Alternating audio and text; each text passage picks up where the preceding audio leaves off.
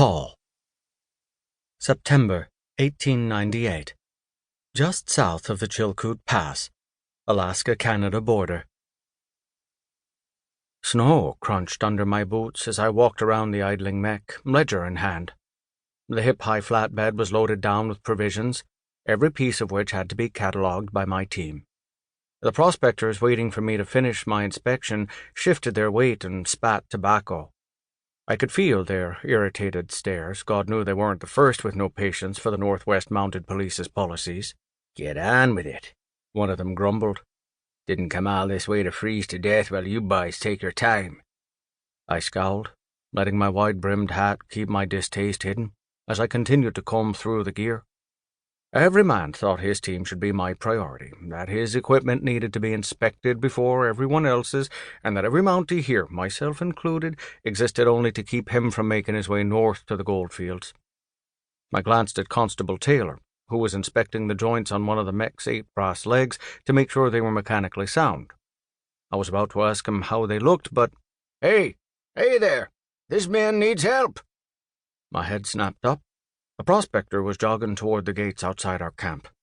Behind him, another mech lumbered across the snow, and men on either side of it frantically waved us over.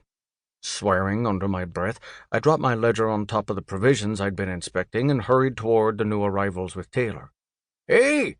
the other prospector called after us. "What about my gear?" I ignored him. "Damn lazy Mounties," someone snarled.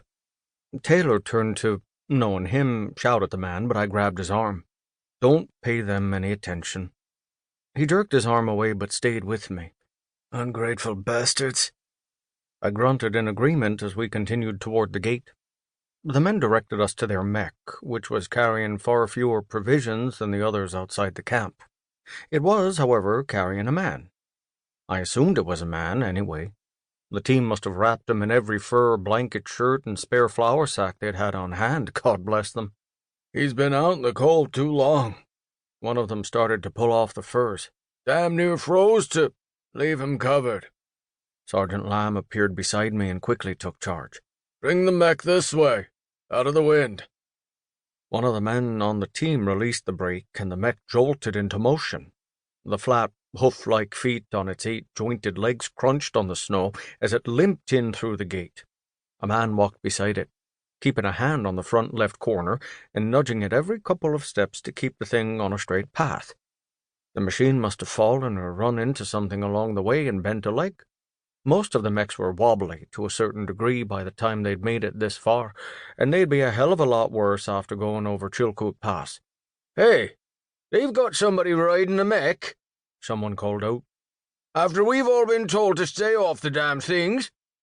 A bearded man pointed at the motionless figure. "You got any better ideas for him? I wasn't going to carry the lad."